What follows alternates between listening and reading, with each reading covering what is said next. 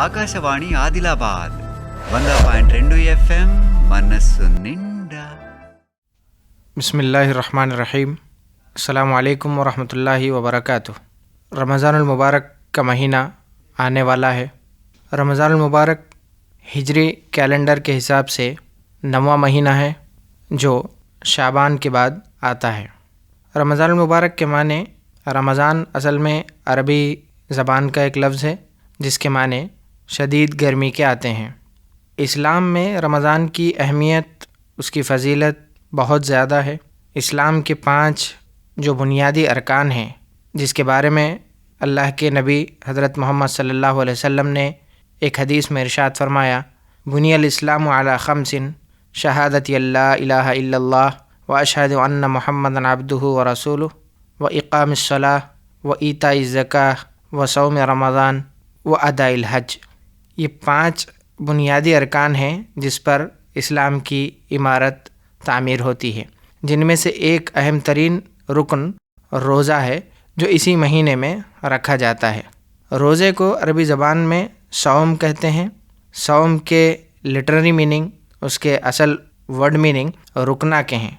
रोज़े को सौम इसलिए कहते हैं कि इसमें एक मुसलमान सुबह फजर से लेकर शाम में मगरिब तक खाने पीने से अपने आप को रोके रखता है, ख्वाहिशात नफ्स से अपने आप को रोकता है, दीगर मन में उठने वाली ख्वाहिशात को वो रोक लेता है। इस वजह से रोज़े को सौम कहते हैं। रोज़े का मकसद अल्लाह ताला ने कुरान मजीद में ये बताया है। अल्लाह ताला फरमाता है, या अय्युहल्लज़ीना आमनू कुतिबा अलैकुमुस्सियाम कमा कुतिबा अलल्लज़ीना मिन क़ब्लिकुम लअल्लकुम तत्तक़ून। ऐ ईमान वालो, तुम पर रोज़े फ़र्ज़ किए गए जैसा कि तुमसे पहले की उम्मतों पर रोज़े फ़र्ज़ किए गए थे। रोज़े का मकसद अल्लाह ताला बताता है कि लअल्लकुम तत्तक़ून, ताकि तुम्हारे अंदर तक़वा की सिफ़त पैदा हो। तक़वा क्या है? तक़वे का मतलब अल्लाह का डर, अल्लाह का खौफ, अल्लाह की खशियत इंसान के दिल में पैदा होना है। अल्लाह ताला के जो अहकामात हैं उन पर अमल करना और जिन कामों से उसने रुकने के लिए कहा है उससे रुक जाना, ये असल में तक़वा है। और रोज़ा एक मुसलमान के अंदर इसी सिफ़त को पैदा करने की कोशिश करता है। रोज़े के ज़रिए से इंसान जैसे भूख और प्यास से रुकता है, दीगर जो मखलूक़ात हैं, गरीब गुरबा हैं जिनको खाने के लिए खाना, पीने के लिए पीना नहीं है, उनकी असल कैफियत को इंसान महसूस करता है, ख्वाहिशात नफ्स से रुक जाता है। अल्लाह ताला ने जो कुछ उसको नेमतें दी हैं वो चाह कर भी वो नहीं खाता है, इस वजह से कि अल्लाह का हुक्म है। सुबह से शाम तक उसे खाने और पीने से रुकना है। खाना उसके सामने हाजिर है, पानी उसके सामने है, प्यास भी लगती है, भूख भी लगती है, लेकिन वो एक कतरा भी पानी का अपने हलक में नहीं डालता है, एक लुक़मा भी खाना नहीं खाता है, इस वजह से कि अल्लाह ताला ने उसका हुक्म दिया है। इसी स्पिरिट को पैदा करने के लिए रमज़ान मुबारक में अल्लाह ताला ने रोज़ों को फ़र्ज़ किया गया। ये रमज़ान का महीना पूरा का पूरा असल में एक मुसलमान को ट्रेन करता है। 11 महीनों के लिए इंसान को एक ट्रेनिंग के पीरियड से अल्लाह ताला गुजारता है कि अल्लाह ताला ने जो हुक्म दिया है उन अहकामात को, उन चीज़ों को रमज़ान के बाद भी मानना है।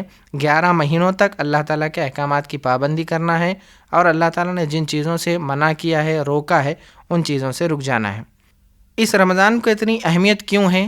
दीगर महीनों से सबसे ज़्यादा अफजल महीना इसको क्यों करार दिया गया? उसके बारे में अल्लाह ताला ख़ुद कुरान मजीद में बयान फरमाता है, शहर रमज़ान अल्लज़ी उन्ज़िल फ़ीहिल क़ुरआन। रमज़ान वो मुबारक महीना है जिसमें कुरान नाजिल किया गया। कुरान मजीद इसी महीने में नाजिल हुआ था। अल्लाह के नबी हज़रत मोहम्मद सल्लल्लाहु अलैहि वसल्लम पर कुरान मजीद को इसी महीने की एक रात में अल्लाह ताला ने हज़रत जिब्राइल के ज़रिए से नाजिल करना शुरू किया था।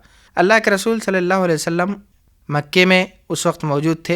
एक गार में फ़रिश्ता हज़रत जिब्राइल अल्लाह की जानिब से आते हैं और इस रात में कुरान मजीद के नुज़ूल का आगाज़ होता है। इसके बारे में अल्लाह ताला कुरान मजीद में बयान फरमाता है कि इन्ना अंज़लनाहु फ़ी लैलतिल क़द्र, कि हमने कुरान मजीद को लैलतुल क़द्र में नाजिल किया है। कुरान मजीद क्या है? कुरान मजीद के बारे में ख़ुद अल्लाह ताला कहता है कि ये अल्लाह की जानिब से नाजिल की हुई एक किताब है जो उसने अपने प्यारे नबी हज़रत मोहम्मद सल्लल्लाहु अलैहि वसल्लम पर नाजिल की है। और इसके बारे में अल्लाह कहता है कि हुदल लिन्नास, یہ پوری کی پوری انسانیت کے لیے، ساری کی ساری مانوتا کے لیے گائیڈ ہے، رہنمائی ہے، رہبری کرنے والی کتاب ہے۔ انسانوں کے لیے زندگی گزارنے کا طریقہ ہے، انسانوں کی ہدایت کے لیے گائیڈ لائنز اس کتاب میں بیان کیے گئے ہیں۔ رمضان میں کیے جانے والے چند اہم کام ہیں۔ سب سے پہلی بات تو یہ کہ اس پورے مہینے میں 30 دن یا 29 دن ایک مسلمان روزہ رکھتا ہے۔ روزہ رکھنا ایک عاقل اور بالغ مرد کے لیے، عورت کے لیے فرض قرار دیا گیا ہے۔ روزے کے ذریعے سے انسان کے اندر تقوی کی صفت پیدا ہوتی ہے۔ دوسری ایک اہم عبادت جو اس مہینے میں کی جاتی ہے وہ ایک خاص نماز ہے۔ نماز تو ویسے 5 وقت کی نمازیں ایک مسلمان پر فرض ہیں، لیکن اس مہینے میں ایک خاص نماز شام میں تراویح کی نماز ادا کی جاتی ہے، جو تقریباً 1 گھنٹے کے آس پاس ایک انسان، ایک مسلمان روزہ کھولنے کے بعد، افطار کے بعد عشاء کے وقت وہ ادا کرتا ہے۔ اسی کے ساتھ ساتھ ایک اور اہم ترین عبادت جو اس رمضان میں کی جاتی ہے وہ شب قدر کی تلاش ہے۔ اس 30 دن کے مہینے میں آخری کی 10 دنوں میں 5 طاق راتیں ایسی ہیں جس کے بارے میں اللہ کے نبی محمد صلی اللہ علیہ وسلم نے بیان فرمایا ہے کہ ان 5 راتوں میں سے ایک رات وہ ہے جس میں قرآن مجید نازل ہوا تھا۔ اس رات کو شب قدر کہتے ہیں، لیلۃ القدر کہتے ہیں۔ اللہ تعالیٰ کہتا ہے انا انزلناہ فی لیلۃ القدر، کہ ہم نے قرآن مجید کو اس رات میں نازل کیا ہے۔ وہ رات اسی مہینے کی آخری 10 دنوں میں طاق راتوں میں، یعنی 21ویں، 23ویں، 25ویں، 27ویں یا 29ویں رات میں ہوتی ہے۔ اس کے اندر جاگنے کی، اس کے اندر عبادت کرنے کی طرف توجہ دلائی گئی ہے۔ احادیث میں اس کی بڑی اہمیت اور فضیلت بیان کی گئی ہے۔ اللہ کے رسول صلی اللہ علیہ وسلم فرماتے ہیں کہ من قام لیلۃ القدر ایمانا و احتسابا غفر له ما تقدم من ذنبہ، کہ جو شخص شب قدر کی تلاش میں عبادت کرتا رہا اور ان طاق راتوں میں، ان 5 راتوں میں جاگ کر کے اس نے اللہ کی عبادت کی، اللہ کے سامنے رویا، گڑ گڑایا اور اپنے گناہوں کی مغفرت کے لیے اس نے دعائیں کی اور عبادتوں میں لگا رہا، تو اس شخص کے گناہ معاف کر دیے جاتے ہیں۔ خود قرآن مجید میں اس رات کے بارے میں کہا گیا کہ وما ادراک ما لیلۃ القدر، کہ شب قدر کے بارے میں تم کیا جانو کہ اس کی کیا ویلیو ہے، کیا اہمیت ہے۔ پھر آگے اللہ کہتا ہے لیلۃ القدر خیر من الف شہر، کہ لیلۃ القدر 1000 مہینوں سے بہتر ہے، یہ شب قدر 1000 مہینوں سے بہتر ہے۔ ایک اور اہم کام جو اس رمضان میں کیا جاتا ہے وہ اعتکاف کا ہے۔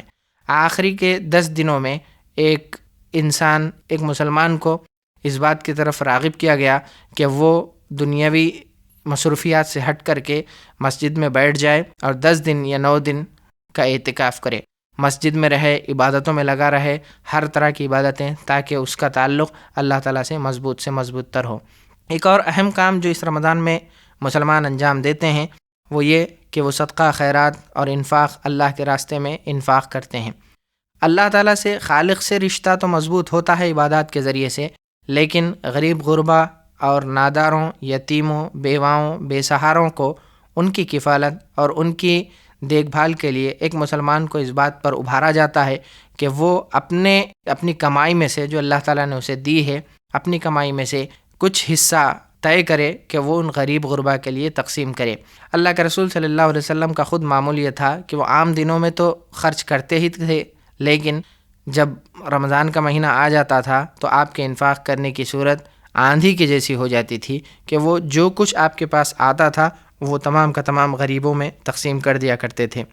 29-30 دن کے روزے رکھنے کے بعد ایک مسلمان شکرانے کے طور پر جب یہ مہینہ ختم ہوتا ہے تو اگلے مہینے کے پہلے دن یعنی شوال کے پہلی تاریخ کو عید الفطر کا تہوار مناتے ہیں، تاکہ رمضان میں جو روزے رکھنے کی سہولت یا جو روزہ رکھنے کی عبادت اللہ تعالیٰ کی جانب سے عطا کی گئی تھی اس پر خوشی منائی جائے، اور اس خوشی کے دن کو عید الفطر کہا جاتا ہے۔